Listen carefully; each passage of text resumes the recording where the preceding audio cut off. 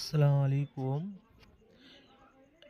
এই যে আপনাদেরকে দেখাবো বাহাওয়ালপুর দক্ষিণ এমএসকে স্কুলের দিকে হঠাৎ মাঠপাড়া। এই দেখতে পাচ্ছেন কয়েকদিন আগে শুকনো ছিল, চাষ চলছিল, রসুন, পেঁয়াজ, মুসরি সব বুনা হতে চলেছিল। তো এই যে দেখলেন গত দুই দিন ধরে বৃষ্টি হলো।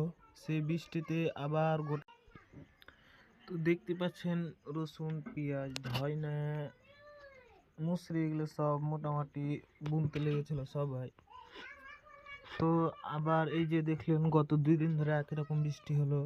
তো বৃষ্টি তো অনেকটা হয়েছে, তার জন্য ওই 2 দিন বৃষ্টির কারণে দেখতে পাচ্ছেন সব মাঠ আবার ডুবে গেছে।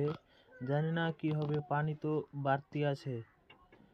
তো মনে হচ্ছে আবার ভয়াবহ সংখ্যা আছে।